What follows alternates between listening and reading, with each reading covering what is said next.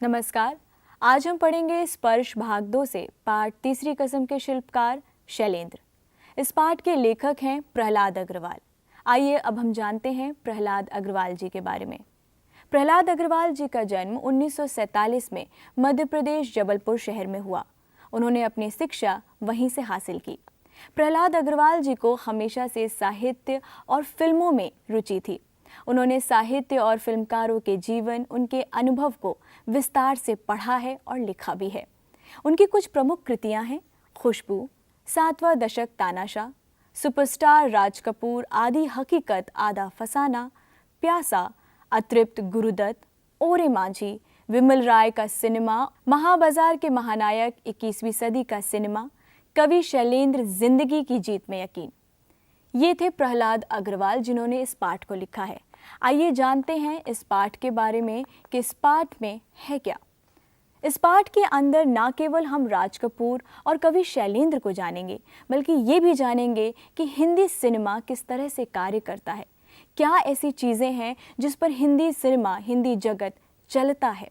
इस पाठ के माध्यम से लेखक प्रहलाद अग्रवाल जी ने गीतकार शैलेंद्र जी के द्वारा निर्मित पहली और आखिरी फिल्म तीसरी कसम के बारे में उल्लेख किया है। वो कहते हैं कि जब राज कपूर जी फिल्म संगम की सफलता के पैमाने पर खरे उतरे तो इस सफलता ने राज कपूर को आत्मविश्वास से भर दिया और यही कारण था कि उन्होंने एक साथ 4 फिल्मों के निर्माण की घोषणा कर दी, जो कि इस प्रकार हैं: मैं और मेरा दोस्त, सत्यम शिवम सुंदरम, अजंता, मेरा नाम जोकर। पर ख़ास बात यह है कि सन 1965 में राज कपूर साहब जब मेरा नाम जोकर का निर्माण शुरू कर रहे थे तो इसके एक भाग के निर्माण में 6 वर्षों का समय लग गया और इसी दौरान 1966 में कवि शैलेंद्र की फिल्म तीसरी कसम भी प्रदर्शित हुई।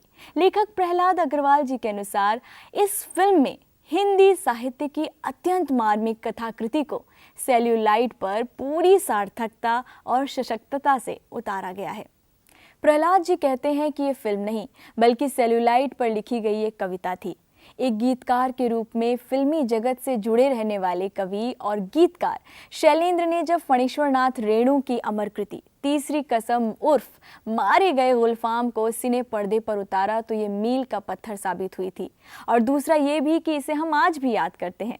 तीसरी कसम फिल्म नहीं बल्कि कवि शैलेंद्र द्वारा कैमरे की लेंस पर लिखी गई एक कविता थी और इस फिल्म ने बहुत सारे पुरस्कार जीते। तीसरी कसम फिल्म कवि शैलेंद्र के जीवन की पहली और अंतिम फिल्म थी और कितनी कमाल बात है कि पहली और अंतिम फिल्म ने इतने सारे पुरस्कार जीते थे। ये फिल्म कला से परिपूर्ण थी जिसके लिए बहुत तारीफ उन्हें मिली और शैलेंद्र की भावुकता पूरी तरह से इस फिल्म में दिखाई देती है। और अभिनय को देखते हुए तीसरी कसम फिल्म राज कपूर के द्वारा उनके जीवन की गई सभी फिल्मों में सबसे ज़्यादा खूबसूरत मानी जाती है। ये फिल्म शैलेंद्र की पहली फिल्म थी और एक अच्छे और सच्चे मित्र होने के नाते राज कपूर ने इस फिल्म की सफलता के बारे में उन्हें ज़रूर आगाह किया था।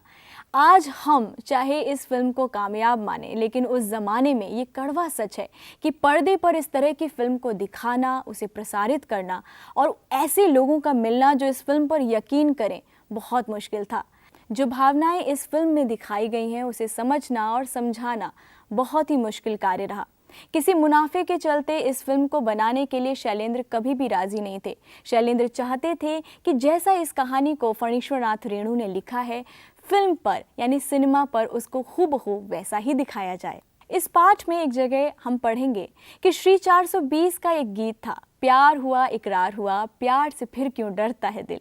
इस पंक्ति में रातों दसों दिशाओं में कहेगी अपनी कहानियाँ, इस पर संगीतकार जयकिशन को आपत्ति थी, लेकिन शैलेंद्र इस पंक्ति को बदलने के लिए तैयार नहीं हुए। वो चाहते थे कि दर्शकों की पसंद का खास ख्याल रखा जाए और किसी फिल्म निर्माता को कोई भी बिना मतलब के किसी चीज़ को दर्शकों को यूं ही नहीं दिखा देना चाहिए। उनका मानना था कि कलाकार का ये कर्तव्य भी है कि दर्शकों की पसंद को अच्छा और सुंदर भी बनाने की कोशिश करनी चाहिए। जो भी गीत उन्होंने लिखे सबने बहुत पसंद किए। शैलेंद्र कभी भी फिल्मी दुनिया के झूठे रंग दिखावे में नहीं रहे, ना उनको माना।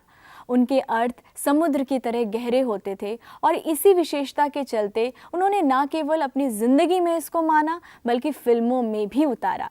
अपनी फिल्मों में इसी विशेषता का स्वागत भी किया और अपनी निजी ज़िंदगी में भी। शैलेंद्र ने इस फिल्म के साथ न्याय ज़रूर किया क्योंकि ये फिल्म फणीश्वर नाथ रेणु ने लिखी है और जैसा लिखा हुआ है इस कहानी के अंदर उसे ठीक हूबहू वैसा ही पर्दे पर उतारा था। लेकिन सबसे ख़ास बात क्या है कि उसमें दुख को किसी भी तरह बढ़ा चढ़ाकर प्रस्तुत नहीं किया गया।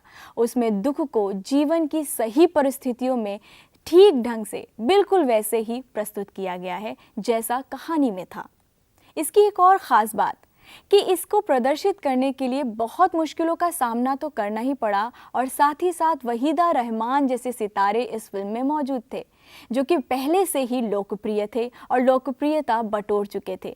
अफसोस कि फिल्म को खरीदने वाला उस समय कोई नहीं था क्योंकि उनकी संवेदना समझने वाले फिल्मी जगत में कोई भी नहीं थे। साहित्य पर ऐसी फिल्में बनाना सच में कोई आसान कार्य नहीं था। ये फिल्म कब आई और कब गई ये इतिहास के पन्नों में दर्ज हो गई, इसके बारे में हम नहीं जान पाते। लेकिन ख़ास बात यह कि आज हम इस फिल्म पर चर्चा कर रहे हैं और पढ़ रहे हैं। पर अगर पलट कर देखें तो इस फिल्म ने बहुत सारी मुश्किलों का सामना किया। साथ ही अगर देखें तो ख़ास बातें कितनी जुड़ जाती हैं कि इस फिल्म को राष्ट्रपति पदक से भी नवाजा गया और बांग्ला एसोसिएशन द्वारा सर्वश्रेष्ठ और कई अन्य पुरस्कारों से भी सम्मानित होने का गौरव हासिल हुआ। मॉस्को फिल्म फेस्टिवल से भी इस फिल्म को पुरस्कृत किया गया। तो कितनी ख़ास बात है ना कि 1966 में बनी फिल्म जो कि किसी साहित्यकार ने लिखी है उसको सिनेमा पर उतारना और इतनी बड़ी उपलब्धि हासिल करना वाकई कमाल है। इस पाठ के अनुसार शैलेंद्र 20 सालों से इंडस्ट्री में अपनी उपस्थिति कायम रखे थे, वहाँ के तौर तरीके से भी अवगत थे, किंतु वहाँ के रिवाजों में उलझकर उन्होंने अपनी आदमियत को कभी नहीं खोने दिया। उनके अनुसार तीसरी कसम रचना पर आधारित थी और उन्होंने उसका न्याय भी ठीक वैसे ही किया जैसे कि उस फिल्म में लिखा हुआ है। मुकेश जी की आवाज़ में शैलेंद्र के गीत सजनवा बैरी हो गए हमार अद्वितीय बन गया। वास्तव में कहें तो ये अभिनय की दृष्टिकोण से राज कपूर की जिंदगी की सबसे बेहतरीन फिल्म थी। तीसरी कसम में राज कपूर ने अभिनय किया और ख़ास बात ये देखिए कि जागते रहो में जो अभिनय किया था उससे भी शानदार अभिनय उन्होंने तीसरी कसम में किया। प्रहलाद जी लिखते हैं कि फिल्म में लगता है मानो राज कपूर नहीं है, वो अभिनय नहीं कर रहे, वो खुद हीरामन बन गए हैं। और इस दौरान राज कपूर अभिनय के उच्च शिखर पर कायम थे, एशिया के सबसे बड़े शोमैन के रूप में स्थापित हो चुके थे और ऐसे में किसी एक्टर यानी किसी अभिनेता का ऐसी फिल्म को करना अपने आप में मील का पत्थर है। यानी आप देखिए कि इस फिल्म में अगर आप इस पूरे पाठ को पढ़ेंगे तो इस फिल्म में राज कपूर ने किसी भी तरीके से कोई पैसे नहीं लिए हैं, उन्होंने अपनी दोस्ती के लिए ये फिल्म की और आज हम इस फिल्म की उपलब्धियों के बारे में जान रहे हैं। तो आपने देखा कि ये जो पूरा पाठ है ये कहीं ना कहीं सिनेमा के जगत को दर्शाता है और साथ ही उस समय के लोग किस तरह अपने कार्य के प्रति निष्ठावान थे, अपनी ज़बान जो उन्होंने दे दी थी उस पर कार्य करते थे। सिनेमा के वो लोग जो 1960 में किसी कहानी पर किसी साहित्य पर ऐसी फिल्म बना देना ये सच में आसान नहीं था। आइए अब इस पाठ में कुछ कुछ ऐसे वाक्य आए हैं, कुछ कुछ ऐसी पंक्तियां आई हैं जिसको हम थोड़ा सा और विस्तार से जानते हैं। इस पाठ में एक जगह आया है, वह तो एक आदर्शवादी भावुक कवि था जिसे अपार संपत्ति और यश तक की इतनी कामना नहीं थी जितनी आत्मसंतुष्टि के सुख की अभिलाषा थी। यानी ये शैलेंद्र के बारे में कहा जा रहा है। यानी शैलेंद्र किस तरह से मुनाफे के लिए या किसी भी तरीके के यश या धन दौलत के लिए इस फिल्म के साथ नहीं जुड़े हुए थे। वो इस फिल्म के साथ क्यों जुड़े थे? क्योंकि कहीं ना कहीं उनकी आत्मसंतुष्टि थी, वो इस फिल्म के साथ न्याय करना चाहते थे। वो लोकप्रियता से ज़्यादा आत्मसंतुष्टि, आत्मसंतोष, मानसिक शांति और मानसिक संतावना की ओर जुड़े हुए थे। तो ये फिल्म की खास बात शैलेंद्र से ही जुड़ी हुई है। आइए इस पंक्ति को देखते हैं। व्यथा आदमी को पराजित नहीं करती, उसे आगे बढ़ने का संदेश देती है। इसका अर्थ है कि व्यथा, पीड़ा, दुख आदि व्यक्ति को कमज़ोर या हतोत्साहित अवश्य कर देते हैं, लेकिन उसे पराजित नहीं करते बल्कि उसे मजबूत बनाते हैं। और इस पाठ में हम देख सकते हैं कि किस तरह से शैलेंद्र अपनी इस फिल्म के लिए डटे रहते हैं, जुटे रहते हैं। और कहीं ना कहीं तीसरी कसम में भी इस फिल्म को जब आप देखेंगे तो आप पहुंचेंगे कि फणीश्वर नाथ रेणु ने किस तरह से ये कहानी लिखी थी। तो यानी हर आदमी व्यथा के जीवन की एक नई सीख देता है, उससे सीखता है। व्यथा की कोख से ही तो सुख का जन्म होता है और इसीलिए व्यथा के बाद का दुख आने वाले सुख को और सुखकारी बना देता है। पंक्तियों पर चर्चा करने के बाद आइए अब हम बात करते हैं फिल्म निर्माता के रूप में शैलेंद्र की कुछ प्रमुख विशेषताओं पर। ये उनकी पहली और आखिरी फिल्म थी। उनको अधिक धन संपत्ति का लालच न था और ना ही नाम कमाने की इच्छा। उन्हें तो केवल अपने आत्मसंतोष की कामना थी और वो कलाकार के कर्तव्यों से भी परिचित थे। जैसा कि आपने देखा होगा, पाठ में प्रहलाद जी ने लिखा है कि वो दर्शकों की पसंद को अच्छा और सुंदर बनाने की कोशिश करें, ये तमन्ना रखते थे। और सबसे बड़ी बात कि झूठे रंग ढंग या दिखावे को वो बिल्कुल नहीं मानते थे और ना ही उन्होंने अपनी जिंदगी में इसको अपनाया था। और इस तरह की कोई भी फिल्म, यानी जो शैलेंद्र का मन था, लेखक कहते हैं कि वो सच्चा कवि हृदय ही बना सकता है। इसका क्या मतलब है? यानी जो व्यक्ति साहित्य को अहमियत देता हो, जो सिनेमा में साहित्य की आवश्यकता को समझता हो, वही बना सकता है। पाठ के अंदर आप देखेंगे कि एक पंक्ति आती है, तीसरी कसम फिल्म को सेल्यूलाइट पर लिखी कविता कहा गया है। प्रहलाद जी अपने इस पाठ में इसका जिक्र करते हैं। यानी इसका अर्थ क्या है? इसका अर्थ ये है कि सेल्यूलाइट पर लिखी कविता यानी कहानी को हूबहू कैमरे की सहायता से पर्दे पर उतारना, यानी मनुष्य जीवन को जो खास तौर से हमारे निजी जिंदगी में चल रहा हो, उसको ठीक वैसे ही पर्दे पर उतार देना। चरित्रों के मानवीय संवेदनाओं, उसकी भावुकता को रील पर ठीक वैसा उतार देना जैसा कहानी में लिखा गया है। यानी रील पर रियल लाइफ यानी रियल जिंदगी का फिल्मांकन। विद्यार्थियों, आइए इस पाठ के माध्यम से शैलेंद्र और राज कपूर से जुड़ी कुछ खास बातों से परिचित कराती हूँ। शैलेंद्र और राज कपूर की जोड़ी ने कई फिल्में एक साथ की। इन फिल्मों में आवारा, आग, श्री 420, चोरी चोरी, अनाड़ी, जिस देश में गंगा बहती है, संगम, तीसरी कसम, अराउंड द वर्ल्ड, दीवाना, सपनों का सौदागर और मेरा नाम जोकर जैसी फिल्में शामिल हैं। राज कपूर के साथ शैलेंद्र की मुलाकात एक कवि सम्मेलन के दौरान हुई थी और राज कपूर को शैलेंद्र के गाने का अंदाज बहुत भाया। उन्हें उनमें भारतीय सिनेमा का एक उभरता हुआ सितारा दिखाई दिया। राज कपूर ने शैलेंद्र से अपनी फिल्मों के लिए गीत लिखने की इच्छा जाहिर की, लेकिन शैलेंद्र को ये बात रास नहीं आई और उन्होंने उनकी इस पेशकश को ठुकरा दिया। लेकिन बाद में घर की कुछ जिम्मेदारियों के कारण उन्होंने राज कपूर से दोबारा संपर्क किया और अपनी शर्तों पर ही राज कपूर के साथ काम करना स्वीकार कर लिया। राज कपूर के अलावा शैलेंद्र की जोड़ी निर्माता निर्देशक बिमल राय के साथ भी खूब जमी। शैलेंद्र अपने करियर के दौरान प्रोग्रेसिव राइटर्स एसोसिएशन के सक्रिय सदस्य बने रहे। वे इंडियन पीपल्स थिएटर इप्टा के भी संस्थापक सदस्यों में से एक थे। शैलेंद्र को विद्यार्थियों हम उनके गीतों के लिए जाने जाते हैं और सबसे खास बात कि उन्हें 3 बार फिल्म फेयर अवार्ड से सम्मानित किया गया।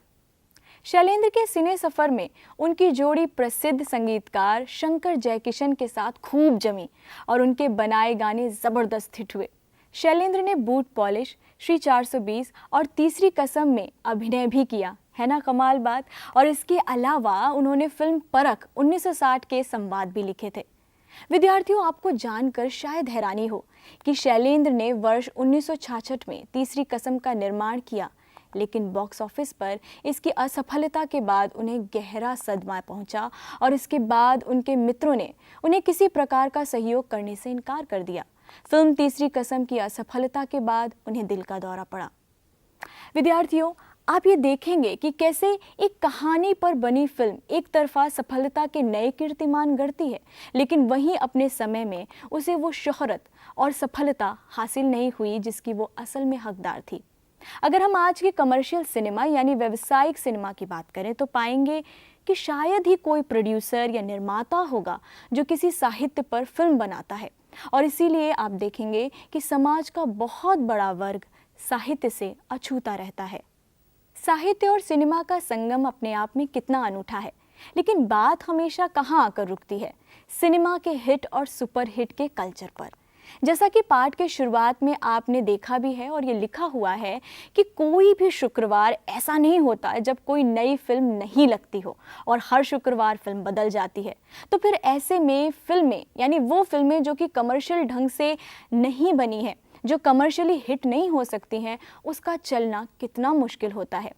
60 के दशक में ऐसा जोखिम लेना बहुत बड़ी बात थी, और आप सभी इस बात पर ध्यान दें कि एक ऐसा ज़माना जहां पर विश्वास, या यूं कहें कि ज़बान का यकीन करना कितनी बड़ी बात थी। जैसे पाठ में आप एक जगह देखेंगे कि राज कपूर कहते हैं कि वो इस फिल्म के लिए एक भी रुपए नहीं लेंगे, और एक कमर्शियल एक्टर के रूप में ऐसी बात कहना, उस पर खरे उतरना अपने आप में बहुत बड़ी बात है। शैलेंद्र ने लिखा भी है कि वो जब राज कपूर के पास तीसरी कसम की कहानी सुनाने पहुंचे तो कहानी सुनकर उन्होंने बड़े उत्साहपूर्वक काम करना स्वीकार कर लिया, पर तुरंत गंभीरतापूर्वक बोले, मेरा एडवांस देना होगा। शैलेंद्र को ऐसी उम्मीद नहीं थी कि राज कपूर अपनी दोस्ती का ये बदला लेंगे। शैलेंद्र का मुरझाया हुआ चेहरा देखकर बोले कि निकालो 1 रुपये पूरा एडवांस। शैलेंद्र इस बात को सुनकर मुस्कुरा दिए। तो यानी विद्यार्थियों, आप ये देखिए कि हम एक ऐसे समय की भी बात कर रहे हैं कि जहाँ पर ज़बान, विश्वास और दोस्ती की अहमियत है। फिल्म जगत में ऐसा पाना, ऐसा मुमकिन हो पाना बहुत मुश्किल। फिल्मी जगत की एक अपनी चुनौतियां भी होती हैं। मसलन किसी फिल्म को हिट होने के लिए बहुत सारे कारक होते हैं, और राज कपूर ने शैलेंद्र को इसके लिए आगाह भी किया था। लेकिन इस फिल्म में तथाकथित हिट होने वाले कारकों का इस्तेमाल नहीं किया गया।